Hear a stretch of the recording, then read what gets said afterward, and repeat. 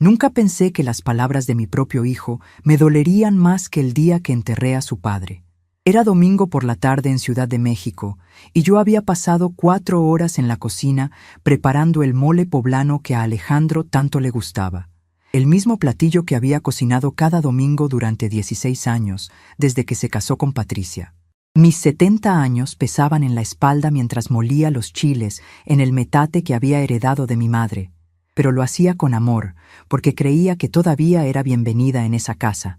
El aroma del chocolate mezclándose con las especias llenaba toda la cocina, y por un momento me sentí como en los viejos tiempos, cuando mi esposo Manuel todavía vivía, y esta casa se llenaba de risas genuinas. Cuando llamé a todos para sentarse a la mesa, vinieron hablando en voz alta sobre las vacaciones que tomarían en Cancún el próximo mes, sin siquiera agradecer las horas que había invertido cocinando para ellos. Patricia traía puesto un vestido nuevo, que seguramente había costado más dinero del que yo gastaba en comida durante 3 meses, y Alejandro lucía esa camisa cara que le había regalado por su cumpleaños. Mis 2 nietos, Diego de 15 años y Santiago de 12, llegaron corriendo desde la sala donde habían estado jugando videojuegos toda la tarde, sin siquiera saludarme como hacían cuando eran pequeños y me recibían con abrazos cada domingo. La tensión comenzó desde el momento en que Patricia dio la primera cucharada del mole. Su rostro se transformó inmediatamente en una mueca de disgusto exagerado, como si hubiera probado algo podrido. Empujó el plato hacia el centro de la mesa y dijo en voz alta, asegurándose de que todos la escucharan: «Ay, Esperanza, este mole está horrible, demasiado dulce y le falta sabor. ¿Cómo es posible que después de tantos años todavía no sepas hacerlo bien?» Sentí como si un puño invisible me hubiera golpeado el estómago, pero intenté explicar con toda la calma que pude reunir que había seguido la receta de siempre, la misma que mi madre me enseñó cuando tenía 20 años y que siempre había sido del agrado de la familia. «Mamá, quizás se me olvidó algo en la preparación, pero puse todo el cariño como siempre», le dije tratando de mantener la voz firme, aunque por dentro sentía que algo se estaba quebrando. Diego y Santiago intercambiaron miradas incómodas y siguieron comiendo en silencio, como habían aprendido a hacer cada vez que había tensión en la mesa. Patricia soltó una risa sarcástica que me atravesó como una corriente fría. «¿Cariño? El cariño no arregla la comida mal sazonada, Esperanza. Ya estás muy mayor para seguir cocinando si no puedes hacerlo bien». Fue entonces cuando Alejandro, mi único hijo, el niño que cargué en brazos durante noches enteras cuando tenía fiebre, el mismo que defendí cuando otros niños se burlaban de él en la escuela, explotó de una manera que jamás había visto. Golpeó la mesa con tanta fuerza que los vasos saltaron y el agua se derramó sobre el mantel bordado que yo misma había hecho años atrás. Sus ojos se llenaron de una furia que no reconocía, como si fuera un extraño sentado en el lugar de mi hijo. «¡Ya basta, mamá!», gritó con una voz que hizo que mis nietos se sobresaltaran en sus sillas. «Estoy harto de que siempre tengas que arruinar nuestras comidas familiares con tu comida horrible. Patricia tiene razón, ya no sabes cocinar y nos haces pasar vergüenzas». El silencio que siguió fue tan profundo que podía escuchar mi propio corazón latiendo desesperadamente en mis oídos. Miré a mi hijo, buscando algún rastro del niño amoroso que había criado, pero lo único que encontré fue el rostro de un hombre que parecía odiarme profundamente. Pero las palabras que vinieron después fueron las que realmente me destrozaron el alma. «O le pides disculpas a mi esposa por el mole asqueroso que preparaste, o te vas ahora mismo de esta casa». La frase resonó en el comedor como un eco que no quería desaparecer. Patricia sonrió con satisfacción, cruzándose de brazos como quien acaba de ganar una batalla muy esperada. Diego bajó completamente la mirada hacia su plato, y pude ver que sus ojos se llenaron de lágrimas que se esforzaba por contener. Santiago dejó caer el tenedor sobre el plato con un ruido metálico que pareció amplificarse en el silencio mortal que nos rodeaba. Tragué el nudo que se había formado en mi garganta y me quedé mirando a mi hijo durante lo que parecieron horas, pero que probablemente fueron solo unos segundos. En ese momento entendí que ya no quedaba nada del niño que había criado con tanto amor y sacrificio. Frente a mí estaba un hombre que había elegido humillar a su propia madre para complacer a una mujer que claramente me despreciaba desde el primer día que la conocí.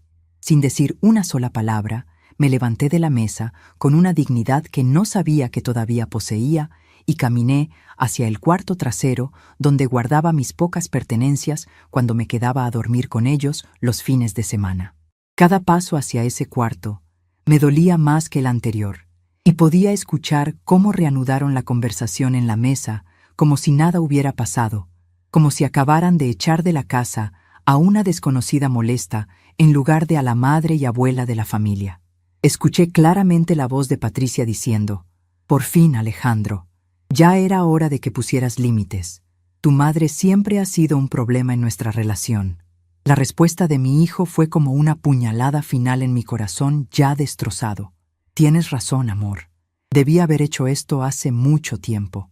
Tomé mi bolsa café de piel que había sido un regalo de Manuel en nuestro 20º aniversario, mi rebozo de lana que me protegía del frío de las noches capitalinas, y una pequeña maleta donde guardé las pocas ropas que tenía en esa casa.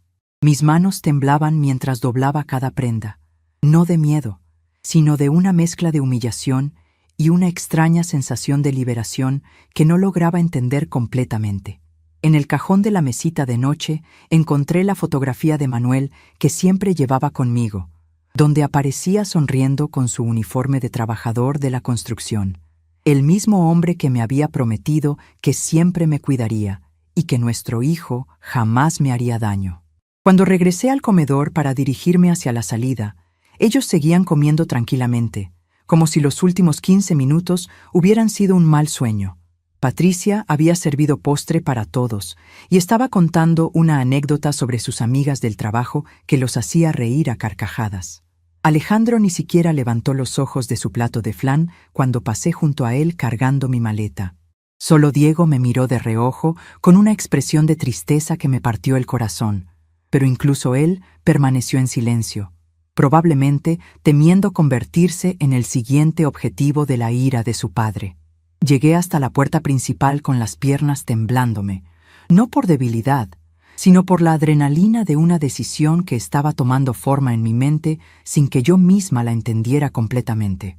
Antes de girar la manija de la puerta, me detuve un momento y miré hacia atrás, hacia la casa donde había pasado tantos domingos felices cuando Manuel vivía, donde había cuidado a mis nietos cuando eran bebés, donde había cocinado miles de comidas con amor durante 16 años. Por un segundo, esperé escuchar la voz de Alejandro llamándome, pidiendo perdón, corriendo hacia mí para abrazarme como lo hacía cuando era niño y había cometido alguna travesura. Pero lo único que escuché fue la voz de Patricia preguntando: ¿alguien quiere más flan? Quedó delicioso, mucho mejor que ese mole horrible. La risa que siguió a su comentario fue la última cosa que escuché antes de cerrar la puerta tras de mí. Caminé hacia la parada del autobús con mi maleta en una mano y mi bolsa en la otra, sintiendo que cada paso me alejaba no solo de esa casa, sino de la mujer que había sido durante 70 años, la madre abnegada, la suegra complaciente, la abuela que siempre decía que sí a todo. Mientras esperaba el autobús que me llevaría de regreso a mi pequeño departamento en la colonia Doctores, el mismo lugar donde había vivido antes de casarme con Manuel y que había mantenido en secreto durante todos estos años, como una especie de refugio personal, sentí algo extraño creciendo dentro de mi pecho. No era solo tristeza o humillación, aunque ambas emociones estaban ahí, pesadas como piedras en mi corazón. Era algo más profundo y más peligroso. Era la certeza absoluta de que mi familia no tenía ni la menor idea de lo que acababa de despertar en mí con su crueldad. El autobús llegó y me senté junto a la ventana, viendo cómo la casa donde había dejado pedazos de mi alma durante tantos años se hacía cada vez más pequeña hasta desaparecer completamente. En ese momento tomé una decisión que cambiaría todo para siempre. Ellos querían que desapareciera de sus vidas, y eso era exactamente lo que iba a hacer, pero de una manera que jamás se imaginarían, de una forma que les enseñaría el verdadero valor de lo que acababan de perder. Porque después de 70 años de vivir para otros, finalmente había llegado el momento de vivir para Esperanza.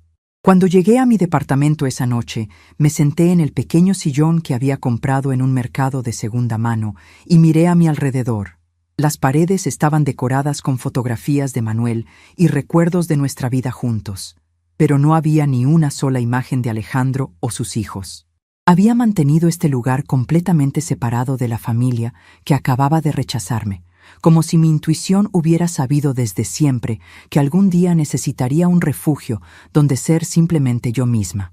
Esa noche, por primera vez en décadas, dormí profundamente, sin preocuparme por nadie más que por mí misma, sin planear el siguiente domingo de cocina y servicio incondicional. Al despertar la mañana siguiente, algo había cambiado en mi interior de manera irreversible. Ya no era la esperanza que había salido humillada de esa casa el día anterior.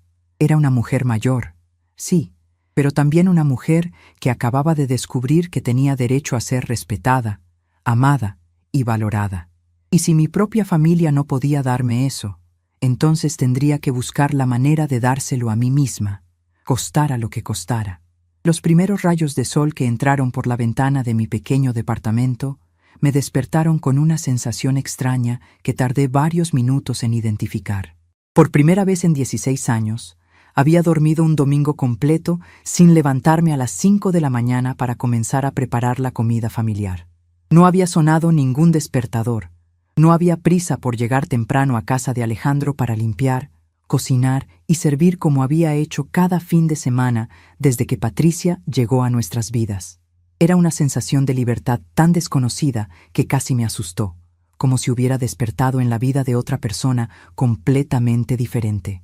Me levanté despacio, sintiendo cada uno de mis 70 años en las articulaciones, y caminé hacia la pequeña cocina donde preparé un café solo para mí. Solo para mí. Esas 3 palabras resonaban en mi cabeza como una revelación. ¿Cuándo había sido la última vez que había hecho algo únicamente pensando en mi propio placer, sin calcular si a otros les gustaría, si sería suficiente para todos, si cumpliría con las expectativas de Patricia o los caprichos de mis nietos? Mientras el aroma del café llenaba el departamento, las lágrimas comenzaron a caer sin que pudiera detenerlas. Pero no eran lágrimas de tristeza solamente. Eran lágrimas de liberación mezcladas con una pena tan profunda que parecía venir desde el centro mismo de mi ser. Sentada en mi pequeña mesa redonda, la misma donde Manuel y yo desayunábamos cuando éramos jóvenes y acabábamos de casarnos, comencé a recordar cómo había llegado hasta aquí. Recordé vívidamente el día que conocí a Patricia, 5 años antes de que se casara con mi hijo. Alejandro la había traído a casa con una sonrisa nerviosa, presentándomela como su novia especial, la mujer de sus sueños. Desde el primer momento, Patricia había mirado mi humilde casa en la colonia Doctores, con una expresión de disgusto mal disimulado, como si el simple hecho de estar ahí fuera una afrenta personal. «Es muy pintoresca», había comentado con una sonrisa falsa mientras observaba los muebles que Manuel había construido con sus propias manos. Durante esos primeros años, yo había interpretado su frialdad como timidez, como la natural dificultad de una mujer joven para conectar con la madre de su novio. Qué tonta había sido al creer que con paciencia, amor y buena voluntad podría ganarme su corazón. Recordé las incontables veces que había defendido sus comentarios hirientes delante de Manuel, quien desde el principio había visto a través de su máscara de amabilidad fingida. «Esa muchacha no te quiere, Esperanza», me había advertido mi esposo una y otra vez. «Solo está esperando el momento de alejarte de Alejandro». Pero yo había insistido en darle el beneficio de la duda, en creer que toda mujer joven eventualmente aprendería a amar a la madre de su esposo. El teléfono permaneció en completo silencio durante todo ese domingo, y también el lunes y el martes. Ni una sola llamada preguntando cómo estaba, dónde me había quedado a dormir, si necesitaba algo. Ni siquiera una disculpa tibia de Alejandro, reconociendo que quizás había sido demasiado duro conmigo. El miércoles por la tarde, mientras regresaba del mercado de la esquina donde había comprado ingredientes para cocinar solo para una persona, vi a mi vecina doña Carmen asomada en su ventana, con una expresión de curiosidad mal disimulada. Se acercó hasta la cerca que separaba nuestros pequeños patios y me preguntó directamente: «Oiga, doña Esperanza, ¿No fue usted el domingo a casa de su hijo? La vi salir con su maleta y no la he vuelto a ver por las tardes. Le conté toda la historia a doña Carmen mientras tomábamos té de manzanilla en mi pequeña sala. Ella me escuchó en silencio, moviendo la cabeza con gestos de desaprobación cada vez más evidentes, hasta que al final explotó con una indignación que me sorprendió. «¿Pero qué clase de hijo desagradecido tiene usted, doña Esperanza, después de todo lo que usted ha sacrificado por esa familia?» Sus palabras me hicieron recordar sacrificios que yo misma había enterrado tan profundamente en mi memoria que casi los había olvidado. Recordé cómo había vendido todas las joyas que Manuel me había regalado durante nuestros 30 años de matrimonio para pagar la universidad de Alejandro cuando él quiso estudiar ingeniería. Recordé las noches que pasé trabajando como costurera hasta que se me hinchaban los dedos, para juntar el dinero de su graduación y su primera computadora. ¿Se acuerda cuando su Manuel enfermó del corazón?, me preguntó doña Carmen con voz suave. Usted trabajaba doble turno en la fábrica textil para pagar sus medicinas, y aún así nunca le pidió ni un peso a Alejandro, aunque él ya estaba trabajando como ingeniero y ganaba bien. Sus palabras fueron como abrir una compuerta que había mantenido cerrada durante años. Recordé esas noches interminables en el hospital, cuando Manuel luchaba por su vida después del infarto, y cómo yo había rogado a Alejandro que viniera a visitarlo, aunque fuera una vez por semana. Pero él siempre tenía excusas, que Patricia no se sentía cómoda en hospitales, que el trabajo lo tenía muy ocupado, que ya vendría cuando papá estuviera mejor. Manuel murió sin recibir ni una sola visita de su único hijo durante sus últimos 2 meses de vida. Esa misma tarde decidí hacer algo que había estado evitando desde el domingo: pasar en caminata frente a la casa donde vivían Alejandro y su familia. No tenía intención de tocar la puerta o causar problemas.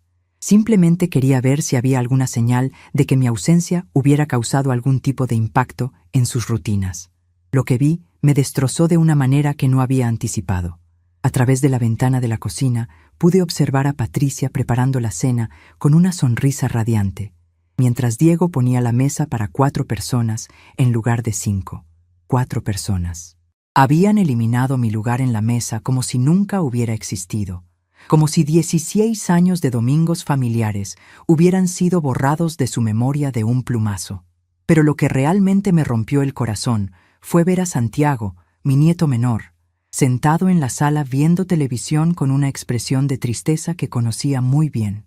Era la misma cara que ponía cuando era pequeño y había perdido su juguete favorito. Por un momento terrible pensé en tocar la puerta, en disculparme por el mole que según Patricia había estado horrible, en suplicar que me dejaran volver a ser parte de la familia aunque fuera en un papel más reducido. Pero entonces vi a Alejandro llegar del trabajo, besar a Patricia con pasión exagerada y levantar a Santiago en brazos como si estuviera celebrando algo especial. En ese momento entendí la verdad más dolorosa de todas. Ellos no solo no me extrañaban, sino que estaban genuinamente más felices sin mí. Regresé a mi departamento esa noche con una mezcla de emociones tan intensa que pensé que me volvería loca.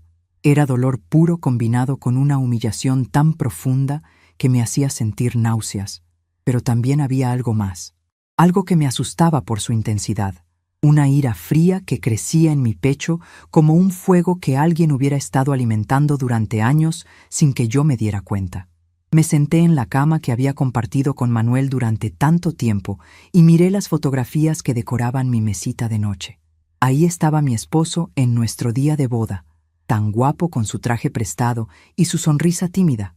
Ahí estaba Alejandro de niño, abrazándome después de su primera comunión. Y ahí estaba la fotografía más dolorosa de todas, la última Navidad que pasamos juntos como familia completa, cuando Manuel todavía vivía y Patricia aún fingía tolerarme. ¿Qué harías tú, Manuel?, le pregunté a la fotografía en voz alta, sintiendo que necesitaba desesperadamente su consejo. ¿Qué harías si vieras cómo nuestro hijo me trata después de todo lo que sacrificamos por él? Cerré los ojos y traté de imaginar su voz, sus palabras sabias que siempre me calmaban en los momentos más difíciles. Y entonces, como si realmente me estuviera hablando desde algún lugar más allá de la muerte, recordé algo que me había dicho una vez. Esperanza, mi amor, Nunca permitas que nadie, ni siquiera nuestro propio hijo, te quite la dignidad que te mereces. Una mujer que se respeta a sí misma siempre encuentra la manera de salir adelante. Al día siguiente, jueves por la mañana, tomé una decisión que cambiaría el curso de toda esta historia. Me vestí con mi mejor vestido, el azul marino que Manuel me había comprado para nuestro 25º aniversario. Me peiné cuidadosamente y salí del departamento con un propósito que no había sentido en años. Tenía cosas que hacer, papeles que revisar, secretos que había mantenido ocultos durante demasiado tiempo, porque resulta que Alejandro y Patricia no sabían algo muy importante sobre la casa donde vivían, algo que yo había decidido mantener en secreto hasta que mi hijo demostrara la madurez necesaria para manejar esa información. Y después de lo que había pasado el domingo, había quedado más que claro que esa madurez nunca llegaría. Caminé hacia el centro de la ciudad con pasos firmes, dirigiéndome hacia las oficinas del licenciado Raúl Mendoza, el abogado que había manejado todos los trámites legales después de la muerte de Manuel. Durante el trayecto en metro, observé mi reflejo en las ventanas del vagón y vi a una mujer que había estado dormida durante demasiado tiempo. Era hora de despertarla completamente. Era hora de que Esperanza González, viuda de Herrera, dejara de ser una víctima y se convirtiera en algo mucho más poderoso. Una mujer que finalmente había decidido poner su propia dignidad por encima de todo lo demás, incluyendo el amor incondicional que había sentido por una familia que claramente no se lo merecía. Las oficinas del licenciado Raúl Mendoza estaban ubicadas en un edificio de 4 pisos en el centro histórico de la ciudad, cerca del Zócalo, en una zona que siempre me había intimidado por su aire formal y serio. Pero esa mañana de jueves, mientras subía las escaleras de mármol gastado hasta el 2º piso, me sentía completamente diferente. No era la Esperanza tímida y complaciente que había sido durante tantos años. Era una mujer con una misión clara y la determinación férrea de cumplirla sin importar las consecuencias emocionales que pudiera traer para mi familia. El licenciado Mendoza me recibió con la misma sonrisa amable de siempre, aunque noté una expresión de sorpresa en sus ojos cuando me vio entrar sin cita previa. Era un hombre de 60 años, canoso y elegante, que había sido compañero de trabajo de Manuel en sus últimos años y se había convertido en nuestro abogado de confianza después de ayudarnos con la compra de nuestra primera casa. «Doña Esperanza, qué gusto verla. ¿En qué puedo ayudarla hoy?», me preguntó mientras me ofrecía asiento en una de las sillas de cuero frente a su escritorio lleno de documentos y códigos legales. «Licenciado, necesito revisar todos los papeles de la herencia de Manuel, específicamente los que se refieren a la casa de la Colonia del Valle donde vive mi hijo», le dije con una voz firme que me sorprendió incluso a mí misma. Había ensayado esas palabras durante todo el trayecto en metro, pero escucharlas salir de mi boca con tanta determinación me hizo sentir como si fuera otra persona completamente diferente. El licenciado Mendoza me miró con curiosidad y luego con una expresión que parecía mezclar comprensión y preocupación, como si hubiera estado esperando esta conversación durante mucho tiempo. «Por supuesto, doña Esperanza. Permíteme buscar el expediente completo», me dijo mientras se dirigía hacia un archivo metálico grande que ocupaba toda una pared de su oficina. Aunque debo confesarle que me sorprende un poco su petición.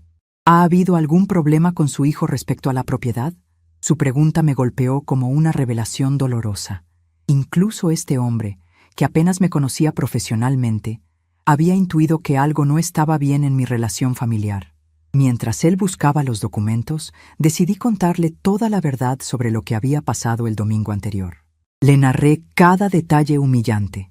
El mole que Patricia había rechazado de manera tan despectiva, los gritos de Alejandro ordenándome que me disculpara o me fuera, la forma en que me habían eliminado de sus vidas como si fuera una extraña molesta. El licenciado Mendoza escuchó en silencio, moviendo la cabeza con gestos de desaprobación cada vez más evidentes, hasta que finalmente encontró el folder que buscaba y lo colocó sobre su escritorio con un gesto solemne. «Doña Esperanza», me dijo abriendo la carpeta con cuidado, «creo que es momento de que recordemos juntos todos los detalles de cómo se estructuró la herencia de don Manuel». Sus palabras me produjeron un cosquilleo extraño en el estómago. como si estuviera a punto de abrir una caja de Pandora que había mantenido cerrada durante demasiado tiempo. Como usted recordará, cuando su esposo murió hace 3 años, decidimos estructurar las propiedades de una manera muy específica para proteger sus intereses como viuda.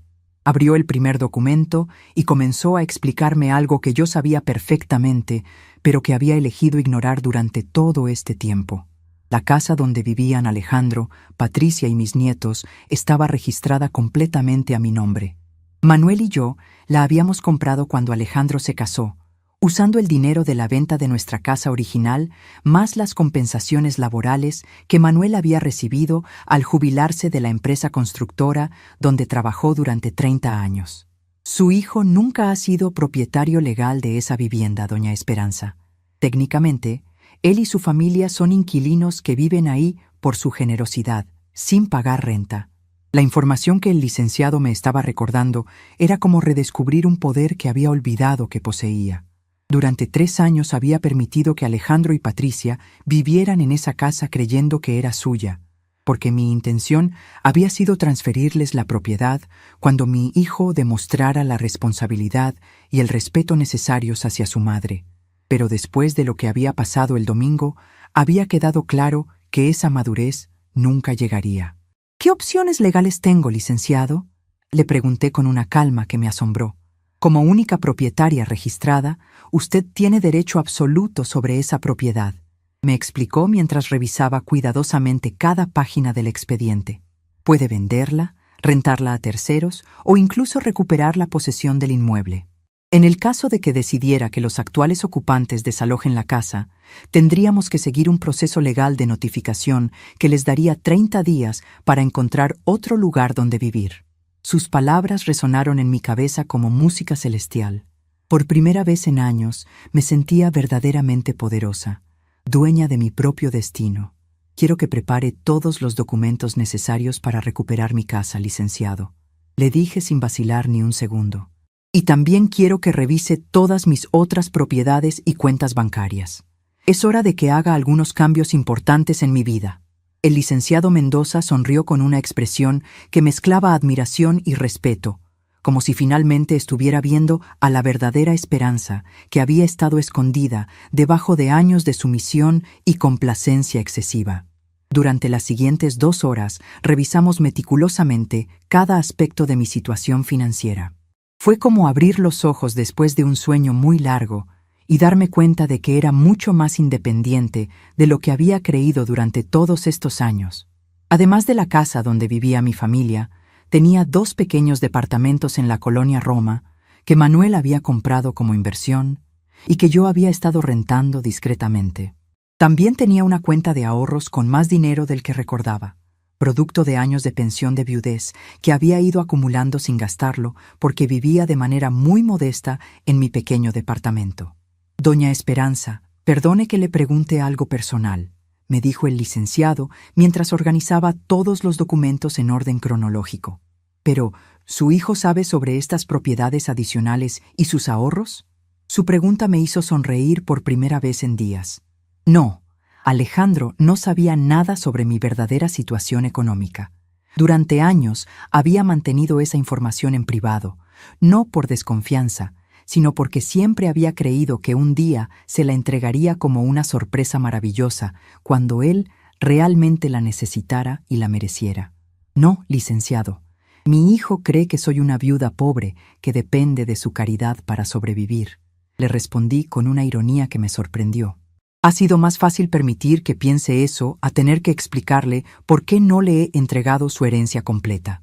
El licenciado asintió con comprensión y comenzó a preparar una estrategia legal que me permitiera recuperar no solo mi dignidad, sino también el control total sobre mis propiedades y mi futuro. Salí de esas oficinas 3 horas después con una carpeta llena de documentos que representaban mi nueva libertad.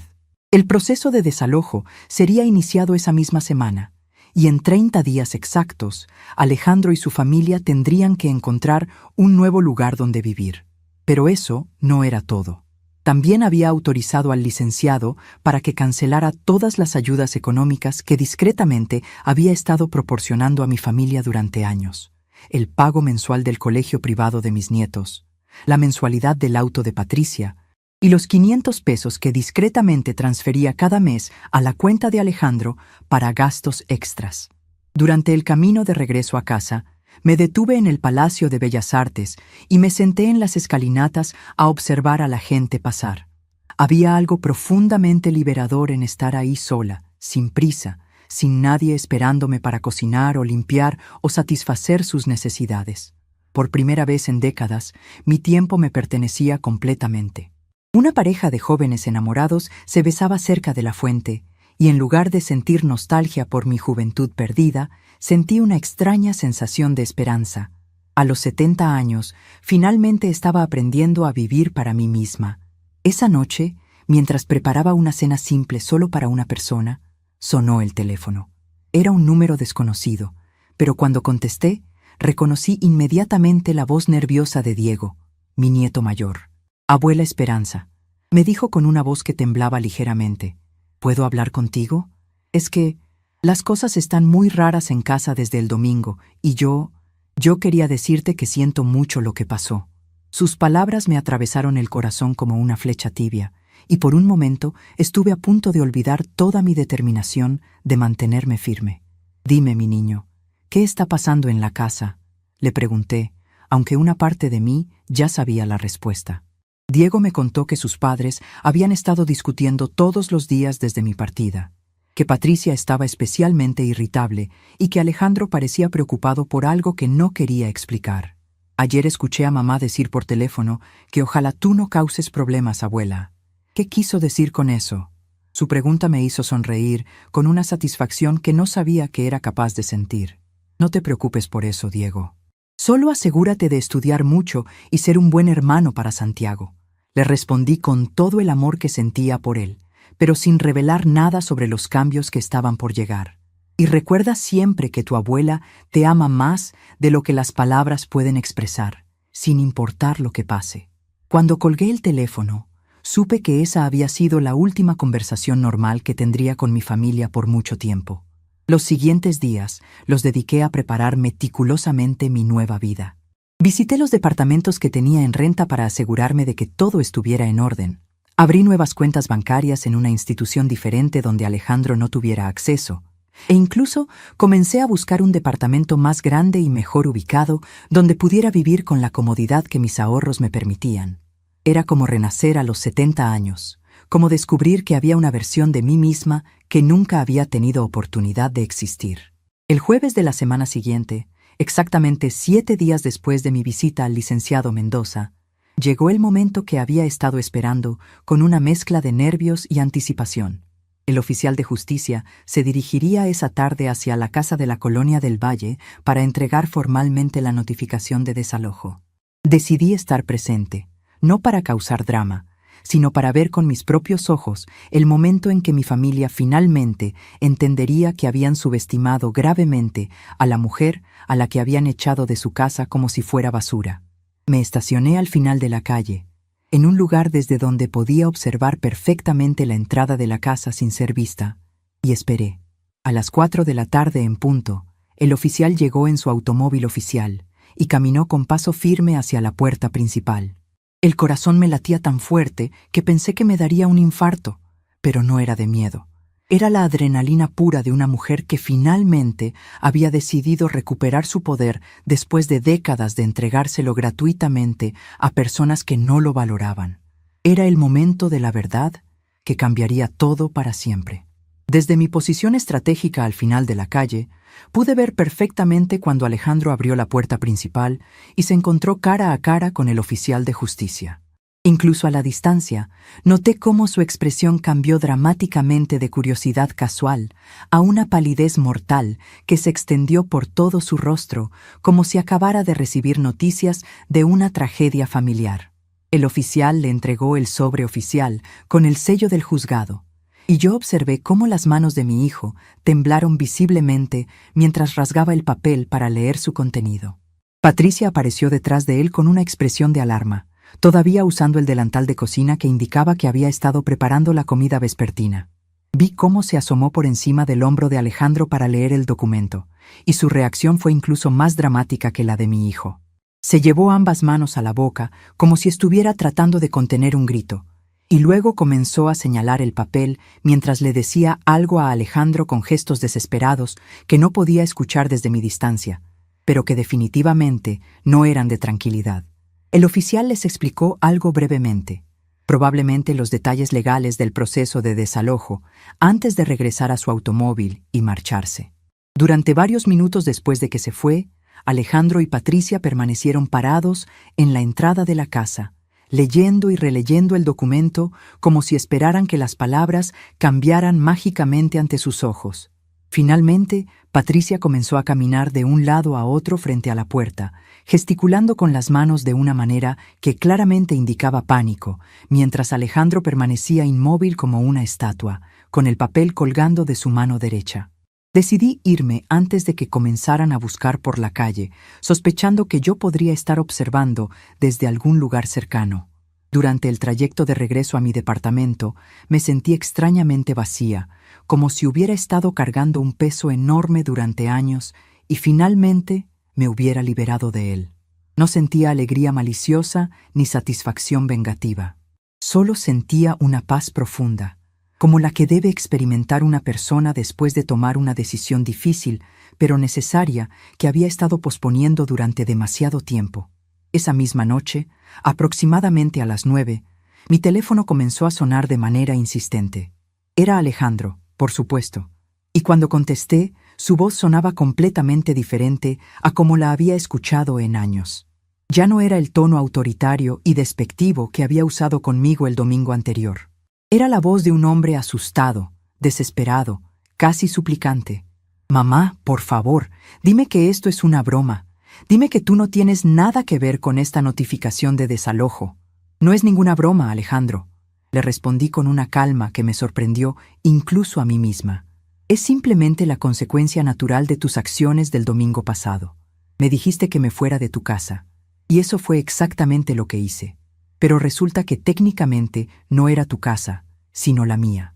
El silencio que siguió a mis palabras fue tan profundo que por un momento pensé que la llamada se había cortado. «Pero mamá», comenzó a decir con una voz quebrada que no había escuchado desde que era niño y se lastimaba jugando en el patio, «tú no puedes hacer esto. ¿Dónde vamos a vivir? Los niños van a tener que cambiar de escuela.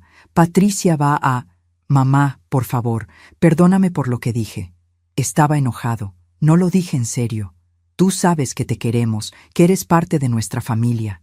Sus palabras me produjeron una mezcla extraña de ternura y firmeza que no sabía que podía sentir al mismo tiempo. Por un lado, era mi hijo, el bebé que había cargado en brazos durante noches enteras cuando tenía cólicos, el niño que había defendido de los matones del barrio, el joven al que había apoyado incondicionalmente durante todos sus estudios. Pero por otro lado, también era el hombre que me había humillado públicamente, que había elegido la comodidad de su esposa por encima del respeto hacia su madre, que no había sentido ni una pizca de remordimiento durante toda una semana después de echarme de su casa. «Alejandro, mi niño», le dije con toda la paciencia que pude reunir, «durante 30 días tuviste la oportunidad de llamarme, de disculparte, de preguntarme cómo estaba o dónde estaba durmiendo. No lo hiciste ni una sola vez. En cambio, organizaron un churrasco para celebrar que ya no tenían que soportarme los domingos. Eso me demostró exactamente el lugar que ocupo en sus vidas y decidí actuar en consecuencia». «No, mamá, no fue así», protestó desesperadamente. «Patricia estaba arrepentida desde el día siguiente, pero pensamos que necesitabas tiempo para calmarte. No organizamos ninguna celebración. Solo invitamos a unos amigos para distraernos porque todos estábamos tristes por lo que había pasado». Sus mentiras sonaban tan falsas que casi me dieron risa. Yo había visto con mis propios ojos la alegría con la que habían organizado esa reunión. La música alta, las carcajadas, la completa ausencia de cualquier señal de remordimiento o preocupación. Durante los siguientes 15 minutos, Alejandro intentó todos los argumentos posibles: que los niños me necesitaban, que Patricia había aprendido la lección y nunca más sería irrespetuosa, que él se había dado cuenta de lo importante que era para la familia, que prometía cambiar completamente su actitud hacia mí. Escuché todo en silencio, sintiendo cómo cada palabra desesperada confirmaba algo que había sospechado durante años. Mi familia solo me valoraba cuando necesitaba algo de mí. El proceso legal ya está en marcha, Alejandro, le dije finalmente con una firmeza que no sabía que poseía. Tienen 22 días más para encontrar un nuevo lugar donde vivir. Les sugiero que comiencen a buscar inmediatamente. Antes de que pudiera responder, colgué el teléfono y lo apagué completamente. No quería escuchar más súplicas, más promesas vacías, más intentos de manipulación emocional. Los siguientes días fueron un desfile constante de llamadas desesperadas que yo simplemente ignoraba. Llamaron desde el teléfono de Patricia, desde números desconocidos que probablemente eran amigos o familiares reclutados como intermediarios. Incluso recibí una llamada de doña Carmen, mi vecina, quien me contó que habían ido a buscarme a mi viejo departamento y le habían rogado que me convenciera de cambiar de opinión. Les dije que usted había tomado la decisión correcta, me contó doña Carmen con una sonrisa en la voz, que era hora de que aprendieran a valorar a su madre. Una semana después de la notificación, llegó a mi puerta un ramo de flores hermoso con una tarjeta firmada por todos los miembros de la familia. Para la abuela más querida del mundo. Te extrañamos mucho. Por favor, regresa con nosotros. Con todo nuestro amor. Alejandro, Patricia, Diego y Santiago. Las flores eran preciosas. Rosas rojas y blancas que probablemente habían costado más dinero del que yo gastaba en comida durante un mes. Pero también llegaron exactamente 8 días demasiado tarde. Las puse en un florero en mi sala y las admiré durante toda la tarde, no porque me hubieran ablandado el corazón, sino porque representaban algo que nunca antes había recibido de ellos, reconocimiento público de mi valor como persona. Durante 16 años había cocinado, limpiado, cuidado niños y gastado mi dinero en esa familia sin recibir jamás ni siquiera un ramo de flores del Día de las Madres. Ahora que finalmente me había alejado, descubrían que era digna de rosas importadas y tarjetas con palabras bonitas. 2 días después, recibí una visita inesperada que me conmovió profundamente. Era Diego, mi nieto mayor, quien había tomado 3 camiones desde la Colonia del Valle hasta mi departamento en la Colonia Doctores para verme en persona. Cuando abrí la puerta y lo vi parado ahí con su uniforme escolar y una expresión de determinación mezclada con nerviosismo, casi me echó a llorar. «Abuela Esperanza», me dijo con una voz que intentaba sonar adulta, pero que todavía conservaba la dulzura de la adolescencia. «Necesito hablar contigo, sin mis papás, sin Santiago, solo tú y yo». Lo invité a pasar y le preparé un vaso de agua de Jamaica mientras él se sentaba en mi pequeño sofá, mirando a su alrededor con curiosidad. Era la primera vez que visitaba este departamento, y pude ver en sus ojos que estaba sorprendido por lo acogedor y organizado que era, tan diferente de la imagen de abuela desamparada que probablemente sus padres habían pintado de mí. «Abuela», comenzó a decir con cuidado, «yo entiendo por qué estás enojada con papá y mamá. Lo que te hicieron el domingo pasado estuvo muy mal, y yo me sentí terrible por no defenderte». Sus palabras me llegaron directamente al corazón, pero me mantuve firme. «Diego, mi nieto querido, tu papá y tu mamá son adultos responsables de sus propias decisiones. Tú eres un niño, y nunca fue tu responsabilidad defenderme de ellos».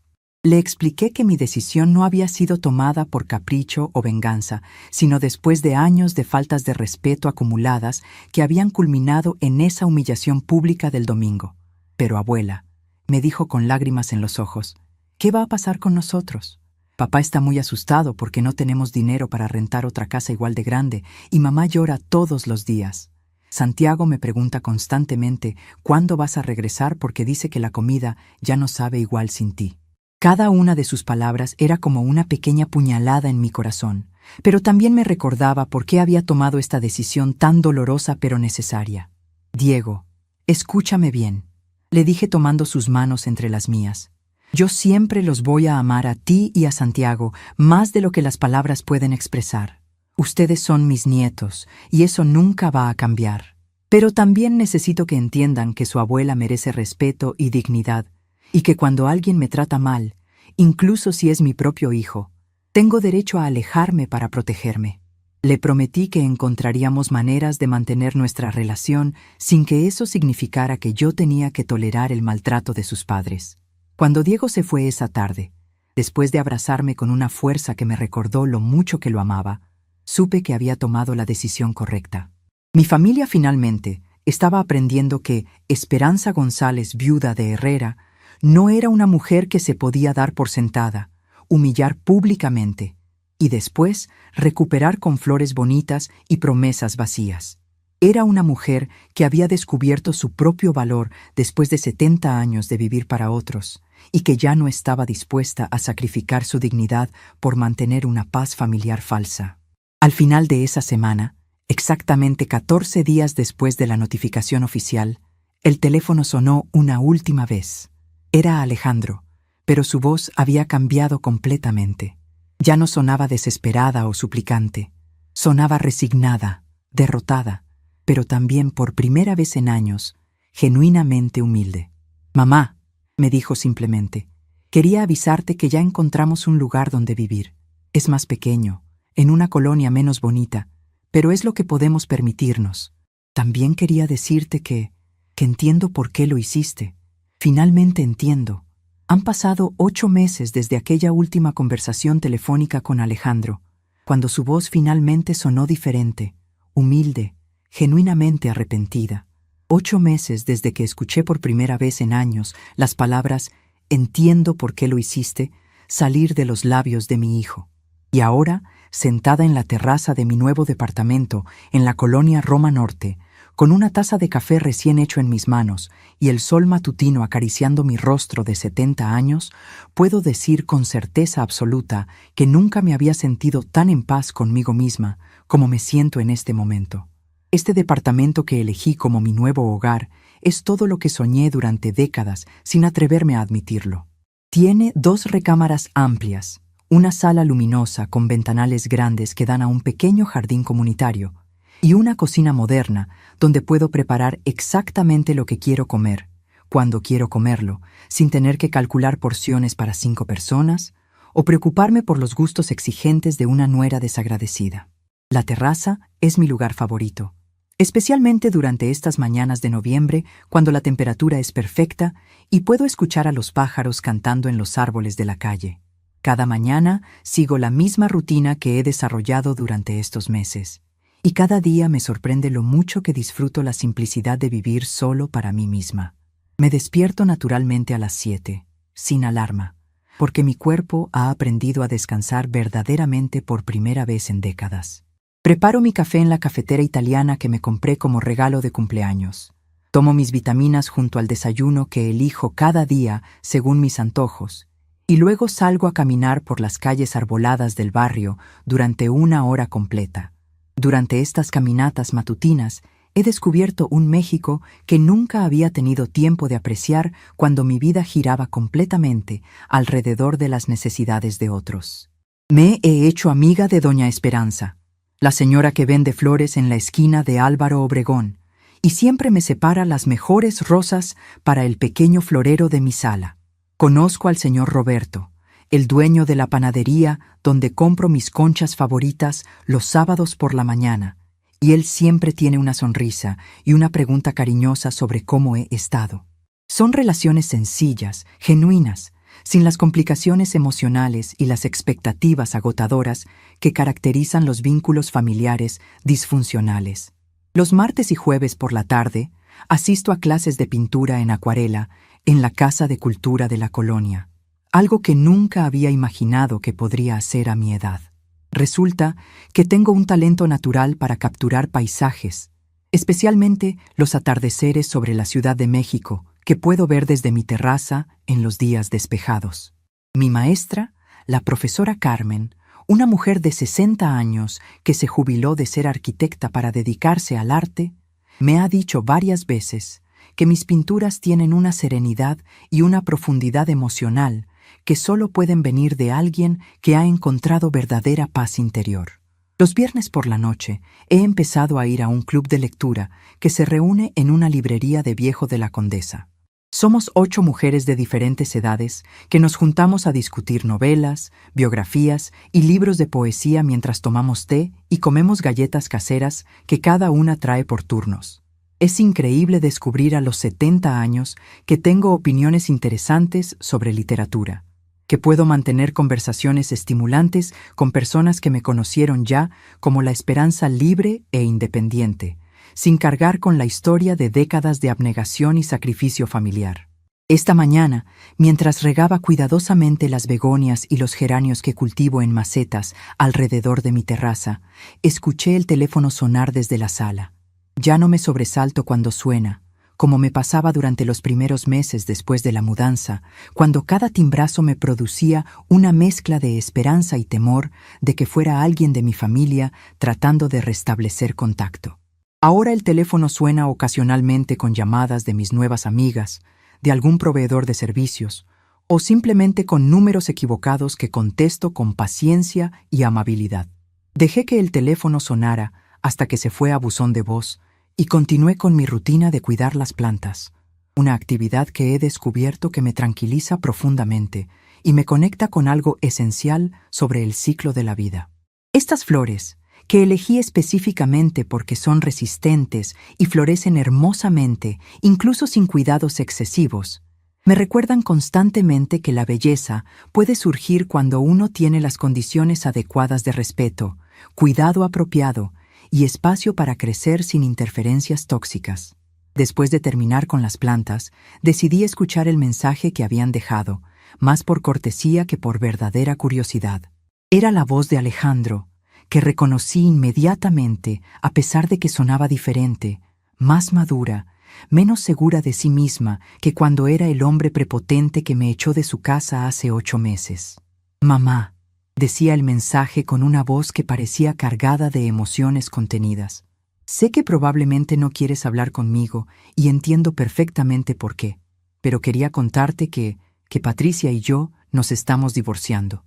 Pausé el mensaje y me senté en mi sillón favorito, el de terciopelo azul que compré en un mercado de antigüedades y que va perfectamente con la decoración serena que he creado en mi nuevo hogar.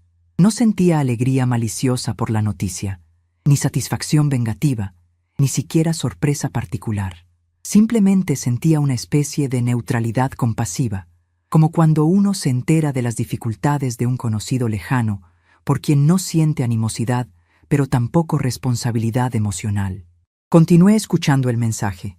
Las cosas han estado muy mal entre nosotros desde que nos mudamos al nuevo departamento. Ella culpa a todo el mundo por nuestra situación económica. Especialmente me culpa a mí por haber perdido la casa, como ella lo dice. Los niños están sufriendo mucho con las discusiones constantes y yo me he dado cuenta de muchas cosas que antes no quería ver. Mamá, ahora entiendo por qué nunca te gustaba Patricia, por qué siempre te mantenías callada cuando ella te faltaba al respeto. Entiendo por qué papá siempre decía que ella no era buena para nuestra familia. Me levanté y caminé hacia la ventana que da al jardín comunitario, donde una pareja de ancianos estaba jugando ajedrez bajo la sombra de un jacarandá. Habían estado ahí todas las mañanas durante los 8 meses que llevaba viviendo en este lugar, y su rutina constante me daba una sensación extraña de estabilidad y continuidad. El mensaje de Alejandro continuaba. Diego y Santiago me preguntan por ti constantemente. Diego especialmente ha madurado mucho durante estos meses y me ha dicho varias veces que entendió perfectamente por qué tuviste que alejarte de nosotros. Santiago todavía es muy niño para entender todo, pero dice que extraña tu comida y tus cuentos antes de dormir. Estas referencias a mis nietos produjeron la primera punzada real de emoción que había sentido en meses. No de arrepentimiento por mi decisión, sino de ternura genuina mezclada con una tristeza tranquila por todo el tiempo perdido, todas las experiencias compartidas que habíamos sacrificado por culpa del orgullo, la inmadurez y la falta de respeto de los adultos.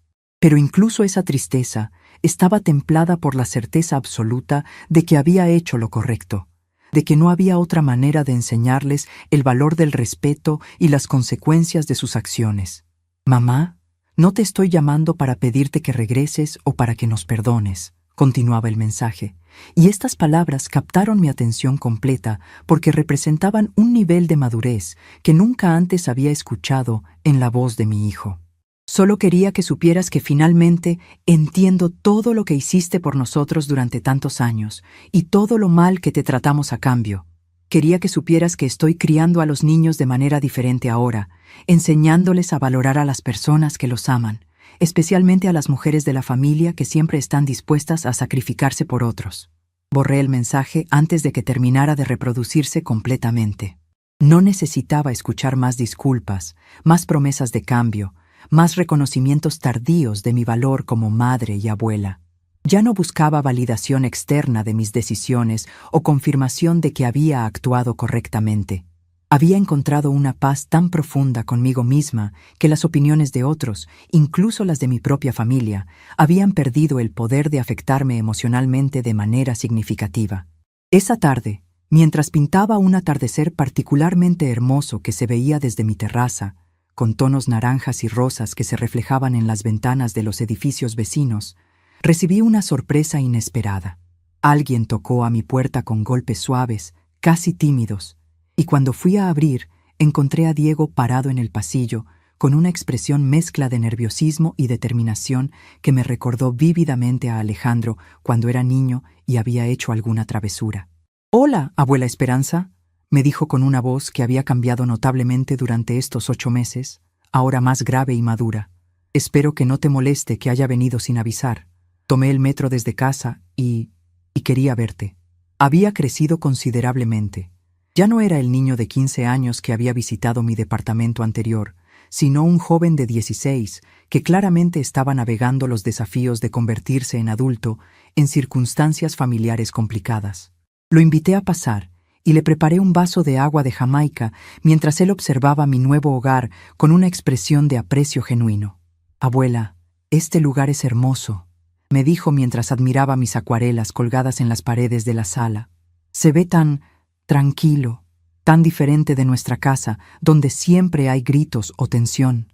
Me senté frente a él en la pequeña mesa de comedor y esperé a que me contara el verdadero motivo de su visita. «Quería decirte que papá y mamá se van a divorciar», comenzó diciendo, confirmando lo que ya sabía por el mensaje telefónico.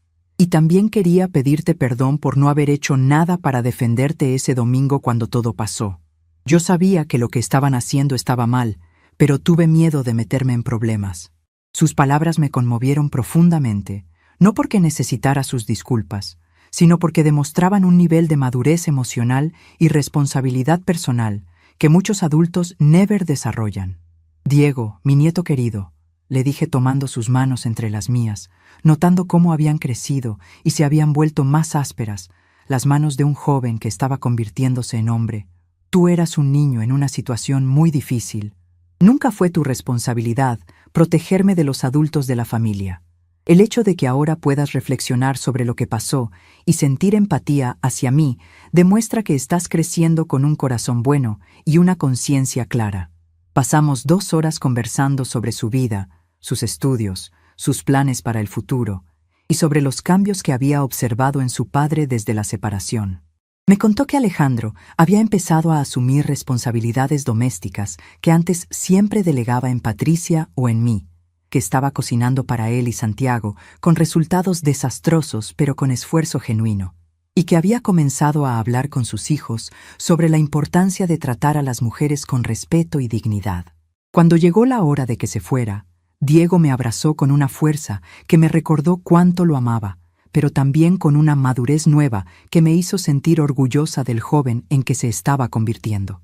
«Abuela», me dijo antes de marcharse, «no sé si alguna vez vas a querer tener una relación con nosotros otra vez, pero quiero que sepas que entiendo perfectamente por qué tuviste que alejarte, y que siempre voy a estar agradecido de que me hayas enseñado, aunque fuera de esta manera tan dura, que las personas que nos aman merecen nuestro respeto». Después de que se fue, me senté en mi terraza a ver el anochecer sobre la ciudad, sintiendo una mezcla compleja de emociones que no podía clasificar fácilmente. No era tristeza, ni nostalgia, ni arrepentimiento. Era algo más parecido a una satisfacción serena, a la paz que viene de saber que uno ha actuado con integridad incluso cuando eso ha requerido tomar decisiones difíciles y dolorosas. Esta noche, mientras escribo estas reflexiones en el diario que comencé a llevar después de mudarme aquí, puedo decir con absoluta certeza que mi vida a los 70 años es más plena, más auténtica y más satisfactoria de lo que ha sido en décadas. He aprendido que el amor verdadero hacia uno mismo no es egoísmo, sino la base necesaria para poder amar a otros de manera sana y equilibrada. He descubierto que establecer límites claros no es crueldad, sino una forma de enseñar a las personas importantes en nuestras vidas cómo tratarnos con la dignidad que merecemos. Hace 3 meses, algo inesperado sucedió que puso a prueba toda la serenidad que había cultivado durante estos meses de vida independiente. Recibí una llamada de una trabajadora social del Hospital General, informándome que Santiago, mi nieto menor, había sufrido un accidente en la escuela y necesitaba cirugía de emergencia. Al parecer, había caído mal durante una clase de educación física y se había fracturado el brazo en 2 lugares. La trabajadora social me explicó que Alejandro estaba en el hospital, pero que había preguntado específicamente por mí, mencionando que era importante que su madre estuviera presente. Mi primera reacción fue automática: buscar mis llaves, mi bolso, correr hacia el hospital sin importar ninguna otra consideración. Pero entonces me detuve frente a la puerta de mi departamento, respiré profundamente y me pregunté qué era realmente lo correcto en esa situación. No dudaba ni por un segundo que amaba a Santiago más de lo que las palabras podían expresar, y que haría cualquier cosa por su bienestar. Pero también sabía que no podía permitir que una emergencia médica borrara de un plumazo todos los límites que había establecido y toda la dignidad que había recuperado. Llamé de vuelta al hospital y hablé directamente con la enfermera a cargo de Santiago. Le expliqué que era la abuela del niño, pero que necesitaba hablar con el padre antes de tomar cualquier decisión sobre mi presencia en el hospital. Cuando Alejandro se puso al teléfono, su voz sonaba quebrada, desesperada, completamente vulnerable de una manera que no había escuchado desde que era un niño pequeño con pesadillas. «Mamá», me dijo sin preámbulos, «Santiago está preguntando por ti. Sigue diciendo que quiere a su abuela Esperanza, que necesita que le cuentes uno de tus cuentos para no tener miedo de la operación». Esas palabras me atravesaron el corazón como una flecha tibia, pero me mantuve firme en mi propósito. «Alejandro», le dije con toda la calma que pude reunir, «por supuesto que quiero estar ahí para Santiago, pero antes necesito que me prometas algo, que esto no va a ser interpretado como una reconciliación automática, que no vas a usar la vulnerabilidad de tu hijo para tratar de manipularme emocionalmente, y que después de que Santiago esté bien, respetarás mi decisión de mantener la distancia que he establecido». Hubo un silencio largo antes de que Alejandro respondiera, y cuando finalmente habló, su voz tenía una humildad genuina que no había escuchado en años. «Mamá, te doy mi palabra. Solo quiero que Santiago sienta que tiene a toda su familia apoyándolo en este momento difícil. Después de eso, respetaré cualquier decisión que tomes sobre nuestra relación». Esa promesa, dicha con una sinceridad que reconocí como auténtica, me convenció de que podía ir al hospital sin comprometer los límites que había establecido. Llegué al Hospital General 1 hora después y encontré a Santiago en una cama de pediatría, pálido pero consciente, con su bracito izquierdo inmovilizado esperando la cirugía. Cuando me vio entrar a la habitación, su rostro se iluminó con una sonrisa que me recordó vívidamente al niño pequeño que solía correr a abrazarme cada domingo cuando llegaba a su casa. «¡Abuela Esperanza!», gritó con alegría genuina. «Sabía que vendrías. Papá me dijo que quizás no podrías venir, pero yo le dije que mi abuela siempre viene cuando la necesito». Me acerqué a su cama y tomé su mano derecha, la que no estaba lastimada, sintiendo cómo sus pequeños dedos se aferraban a los míos con una confianza total que me hizo recordar por qué había sido tan difícil alejarme de esta familia. «Estoy aquí, mi nieto querido», le dije acariciando su cabello castaño que siempre se alborotaba sin importar cuánto trataran de peinarlo. «¿Te duele mucho?». Él negó con la cabeza, haciendo una mueca valiente que me partió el corazón. «No mucho», me mintió con la bravura típica de un niño de 13 años que no quiere admitir su miedo frente a los adultos. «Pero tengo miedo de la operación, abuela. ¿Me puedes contar el cuento del jaguar valiente? Ese siempre me hace sentir más fuerte». Me senté en la silla junto a su cama y comencé a narrarle la historia que había inventado años atrás sobre un jaguar joven que tenía que enfrentar sus miedos para proteger a su familia. La misma historia que le había contado cientos de veces cuando era pequeño y tenía pesadillas. Mientras hablaba, noté que Alejandro había entrado silenciosamente a la habitación y se había quedado parado cerca de la puerta, escuchando. Cuando terminé el cuento, y Santiago se había quedado dormido con una sonrisa tranquila en el rostro, mi hijo se acercó y me dijo en voz muy baja: «Gracias por venir, mamá. Significa más de lo que puedes imaginar, tanto para él como para mí». No respondí verbalmente, solo asentí con la cabeza, manteniendo el foco en el bienestar de Santiago. La cirugía duró 2 horas, durante las cuales Alejandro y yo permanecimos en la sala de espera sin hablar mucho, pero sin la tensión hostil que había caracterizado nuestras interacciones durante tantos años. Cuando el cirujano salió a informarnos que todo había salido perfectamente y que Santiago se recuperaría completamente, sentí un alivio tan profundo que me mareé ligeramente. Mi nieto estaría bien, y eso era lo único que realmente importaba en ese momento. Cuando Santiago despertó de la anestesia unas horas después, lo primero que preguntó fue si yo seguía ahí. «Aquí estoy, mi amor», le dije tomando otra vez su mano buena. «Todo salió perfecto y tu brazo va a quedar como nuevo». Él sonrió débilmente y me pidió que me quedara hasta que se durmiera otra vez. Me quedé a su lado durante 3 horas más, hasta que los efectos de la anestesia pasaron completamente y estuvo lo suficientemente alerta como para bromear sobre cómo iba a impresionar a sus compañeros de clase con su yeso. Antes de irme esa noche, Alejandro me acompañó hasta el estacionamiento del hospital. «Mamá», me dijo mientras caminábamos bajo las luces amarillas del área de visitas, «quería agradecerte no solo por haber venido hoy, sino por la manera en que viniste. Santiago necesitaba a su abuela, y tú estuviste ahí para él sin hacer que esto fuera sobre nosotros o nuestros problemas. Eso me demuestra la clase de mujer que eres, y me da mucha vergüenza recordar cómo te traté durante tantos años». Me detuve junto a mi auto y lo miré directamente a los ojos, viendo en ellos a mi hijo pequeño, pero también al hombre en que se había convertido, con todas sus imperfecciones y toda su capacidad de crecimiento. «Alejandro», le dije con firmeza pero sin hostilidad, «vine porque Santiago me necesitaba, no porque haya cambiado de opinión sobre los límites que establecí. Siempre voy a amar a mis nietos, y siempre estaré disponible para ellos cuando realmente me necesiten. Pero eso no significa que las cosas entre nosotros hayan vuelto a ser como antes». «Lo entiendo perfectamente, mamá», me respondió con una madurez que me sorprendió. «Y te prometo que no voy a usar lo que pasó hoy para presionarte o hacerte sentir culpable. Solo quería que supieras que estoy trabajando en convertirme en un mejor hombre, en ser el tipo de hijo que mereces y el tipo de padre que mis hijos merecen. No sé si algún día me perdonarás completamente, pero quiero que sepas que tu ejemplo me está enseñando cosas importantes sobre respeto y dignidad».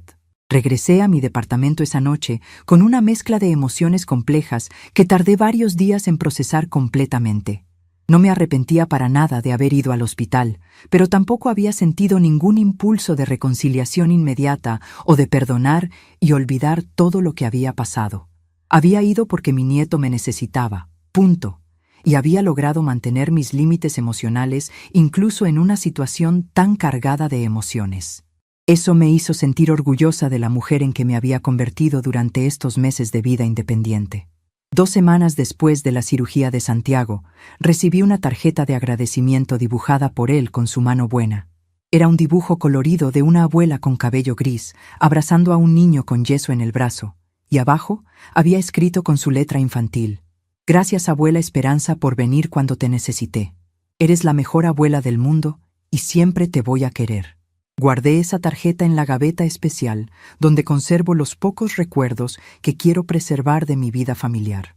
El mes pasado, en octubre, decidí hacer algo que había estado considerando durante semanas. Escribí una carta larga a Diego y Santiago, explicándoles con palabras cuidadosamente elegidas por qué había tomado las decisiones que tomé, qué había aprendido sobre mí misma durante estos meses, y cómo podrían aplicar estas lecciones a sus propias vidas cuando fueran adultos. No era una carta de reconciliación ni una invitación a restablecer la relación familiar. Era una carta de una abuela que quiere compartir su sabiduría con sus nietos sin las complicaciones de la dinámica familiar disfuncional. En esa carta, les expliqué que a veces amar a alguien verdaderamente significa establecer límites que pueden parecer duros, pero que son necesarios para preservar la dignidad de todas las personas involucradas. Les conté sobre la importancia de tratarse a sí mismos y a los demás con respeto, especialmente a las mujeres de sus vidas que siempre estarán dispuestas a sacrificarse por su bienestar. Les hablé sobre la diferencia entre amor condicional y amor sano, entre ser generoso y ser un tapete emocional. También les conté sobre mi nueva vida, mis clases de pintura, mis amigas del club de lectura, mis caminatas matutinas, para que entendieran que alejarse de una situación tóxica no significa convertirse en una persona amargada o solitaria. Al contrario, significa crear espacio para que florezcan aspectos de nosotros mismos que habían estado dormidos durante demasiado tiempo. Les expliqué que era posible ser una mujer de 70 años y seguir creciendo, seguir descubriendo talentos nuevos, seguir haciendo amistades significativas. Envié esa carta a través de correo certificado a la nueva dirección donde viven ahora con Alejandro. Y 2 semanas después, recibí una respuesta de Diego que me conmovió profundamente. Me escribió que había leído la carta varias veces, que la había compartido con Santiago explicándole las partes que él podía entender a su edad, y que habían decidido guardarla como un tesoro familiar que algún día podrían usar para enseñar a sus propios hijos sobre la importancia del respeto y la dignidad personal. Abuela Esperanza, escribía Diego con una caligrafía que había mejorado notablemente desde la última vez que la vi. Quiero que sepas que papá está cambiando realmente. Ya no grita como antes, nos está enseñando a cocinar, y siempre habla de ti con respeto cuando menciona tu nombre. También nos está explicando por qué lo que te hicimos estuvo mal y por qué tuviste que alejarte para enseñarnos una lección importante. Creo que todos estamos aprendiendo a ser mejores personas gracias a lo que tú nos enseñaste. La carta de Diego terminaba con una frase que me hizo llorar por primera vez en meses, no de tristeza, sino de orgullo y esperanza.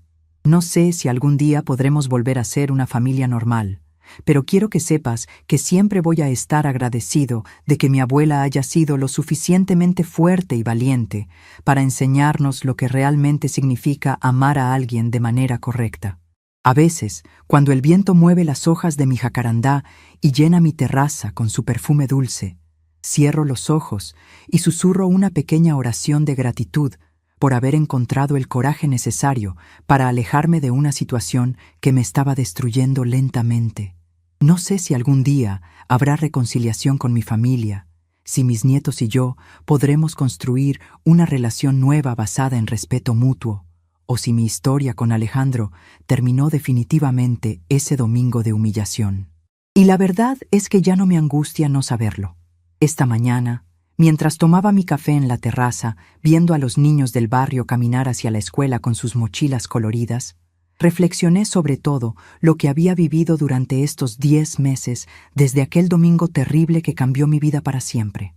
Habían sido meses de dolor, sí, pero también de crecimiento, de descubrimiento personal, de recuperación de una dignidad que había perdido gradualmente durante décadas sin darme cuenta. He aprendido que nunca es demasiado tarde para reinventarse, para establecer límites sanos, para elegir la propia felicidad por encima de la comodidad familiar. He descubierto que el amor verdadero a veces requiere tomar decisiones difíciles, que pueden parecer crueles desde afuera, pero que son necesarias para preservar la integridad emocional de todas las personas involucradas. He comprendido que enseñar con el ejemplo, incluso cuando ese ejemplo implica alejarse, puede ser el regalo más valioso que podemos dar a las personas que amamos.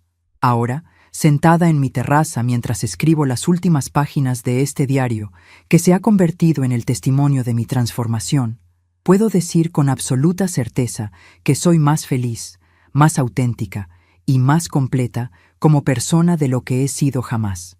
No porque haya dejado de amar a mi familia, sino porque finalmente he aprendido a amarme a mí misma con la misma intensidad y dedicación que siempre puse al amar a otros. Porque finalmente he aprendido la lección más importante de mi vida. A veces, el mayor acto de amor hacia nosotros mismos y hacia las personas que queremos es elegir el silencio que preserva nuestra dignidad, incluso cuando ese silencio duele. A veces, el mayor recomienzo es el silencio que decidimos mantener. Estamos curiosos para saber hasta dónde esta historia llegó. ¿De dónde nos está viendo? Comente abajo.